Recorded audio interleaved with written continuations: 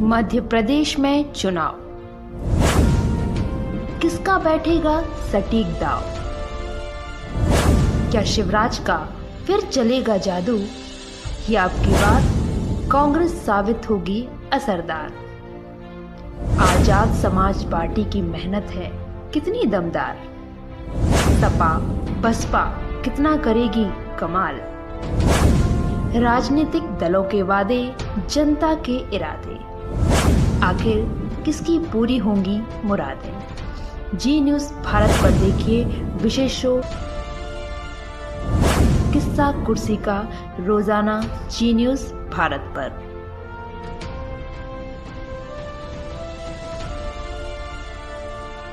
नमस्कार, आप देख रहे हैं जी न्यूज़ भारत। मैं हूं आपके साथ विजयराम आजाद और आज हम किस्सा कुर्सी में मध्य प्रदेश के टीकमगढ़ में हैं और टीकमगढ़ से दमदार प्रत्याशी, पूर्व विधायक, पूर्व मंत्री, कांग्रेस के आप प्रत्याशी यहाँ से हैं। आप यादवेंद्र सिंह उर्फ जग्गू दादा के नाम से यहाँ पर जाने जाते हैं।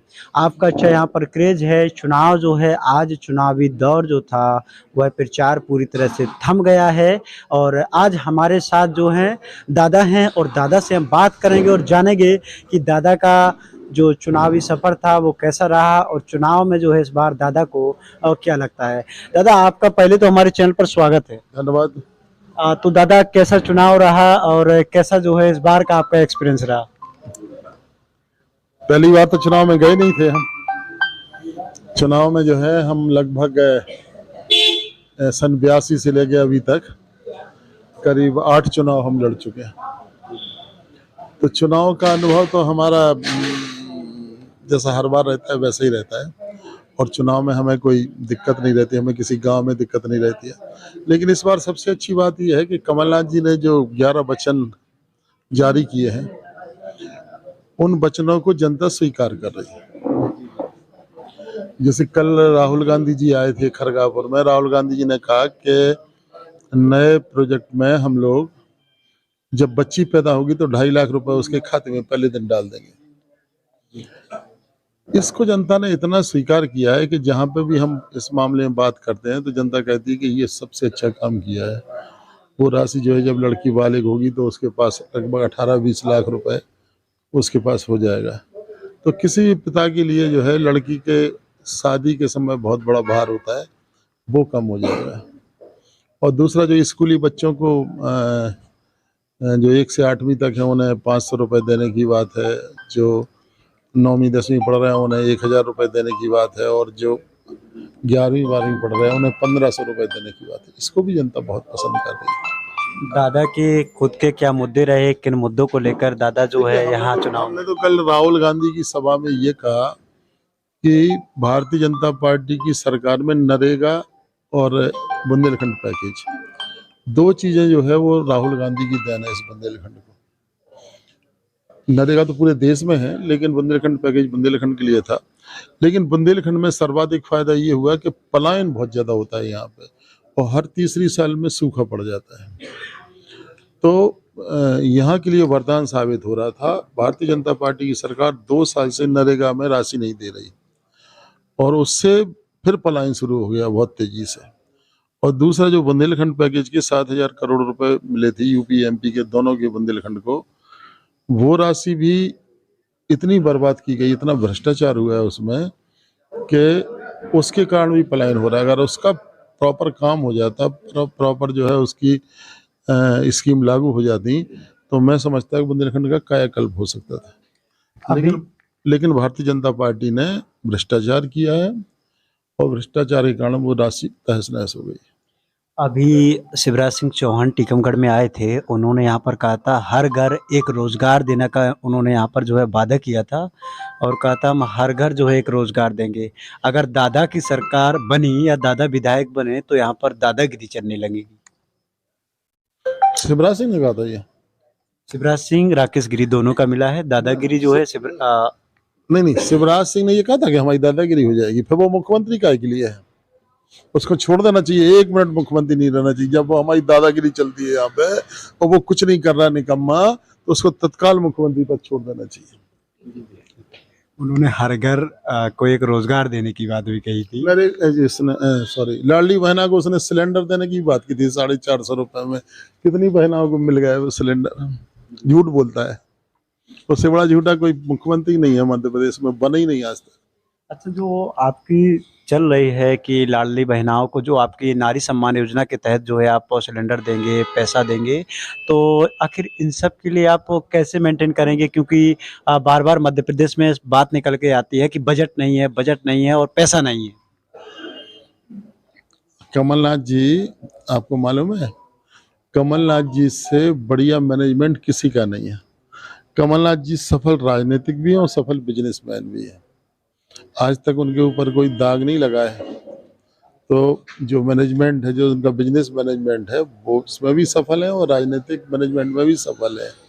तो कमलनाथ रास्ता निकालेंगे और उसी से बजट देंगे। जैसे ये जो स्कूल के बच्चों को पैसे देने की बात है, सर्व शिक्षा अभियान में इतना पैसा है कि उससे देंगे वो। तो कहीं ना कहीं उन्हें मैनेजमेंट मालूम।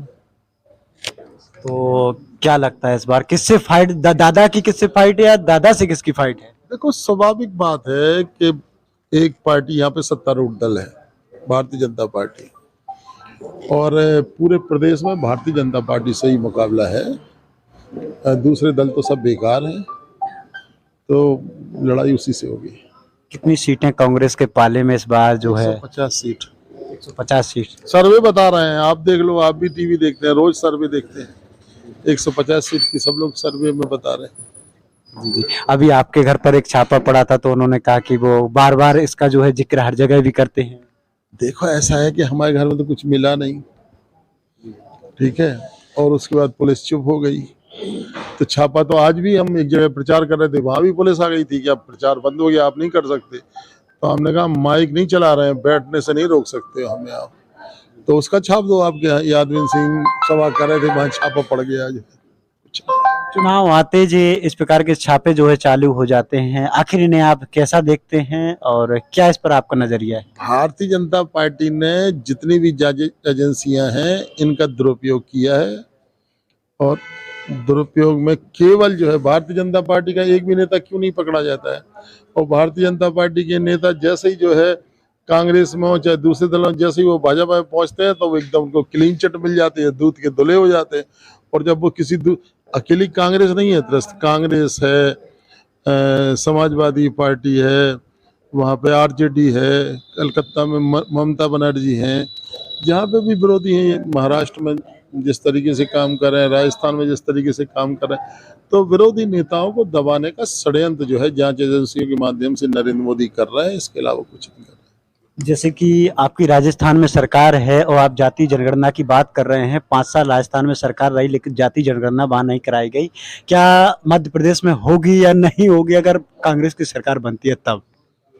अभी तो हमारे वचन पत्र में है, ये जो वचन पत्र है उसमें है जाति जनगणना कराएंगे। नहीं, आपका 5 साल का कार्यकाल जो है, राजस्थान की बात कर रहा हूँ। राजस्थान से पूछो यार, मुख्यमंत्री अशोक गहलोत से बड़े थोड़ी हैं हम यहाँ की बात करें कि हमारे वचन पत्र में ये शामिल है कि हम जातिगत जनगणना कराएंगे। अगर कांग्रेस की सरकार बनती है तो क्या टीकमगढ़ को मंत्री भी मिलेगा? अब ये देखो, जो मुख्यमंत्री बनता है उसका लुकआउट होता है कि वो क्या चाहता है, उसके ऊपर अपन अभी से अपन टिप्पणी नहीं कर सकते। यहाँ की पानी की समस्याएं जो है ज्यादातर गांव में रहती हैं। जो नल जल योजना है, जो ग्रामीण प्रधानमंत्री नल जल योजना चल रही है, वो सारी की सारी भ्रष्टाचार की भेंट चढ़ गई हैं। जितनी टंकियां बन गई हैं उनमें जब भी पानी भरने का काम किया गया तो वो सारी मतलब टंकी नहीं, वो फुब्बारे की तरह चलती हैं।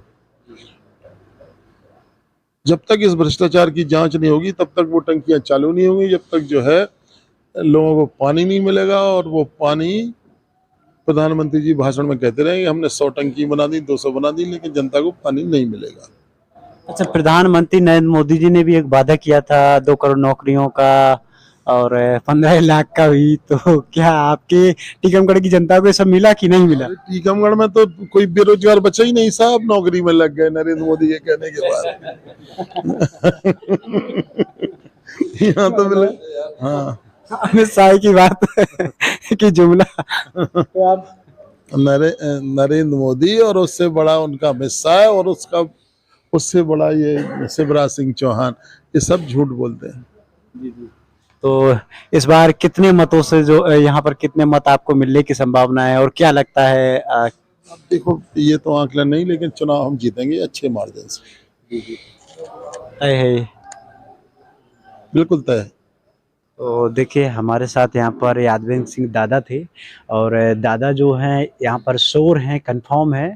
और जिस प्रकार से जनता भी यहाँ पर कह रही है, जब जहाँ पर आप जाएंगे, चाहे आप की रैलियाँ हों, जनसंपर्क हो, या फिर कहीं पर मीडिया की डिबेट हो, तो वहाँ पर कांग्रेस जो है मध्य प्रदेश में इस बार काफ़ी जो है यहाँ पर लहर अपनी बनाए हुए है।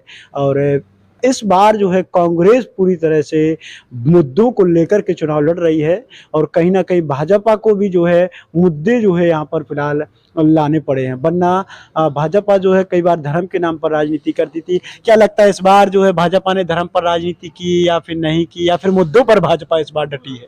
भारतीय जनता पार्टी इतनी गंदी पार्टी के पूरे, आप जब हम छोटे थे तब से हम देख रहे हैं गौ माता गौ माता गौ माता गौ माता, गौ माता की हत्या नहीं होना चाहिए, गौ माता की हत्या। और देखो, देश भर में दंगे करवा रहे हैं गौ माता के नाम पे। कमलनाथ जी ने गौशालाएं बनवा दी 36 हमारे जिले में। भारतीय जनता पार्टी की सरकार जिस दिन से बनी उस दिन से ना तो उनमें पानी की सुविधा हो पाई और ना भूसे की सुविधा हो पाई। भूख को मर रही हैं गाय, एक भी गौशाला चालू नहीं कर पाई।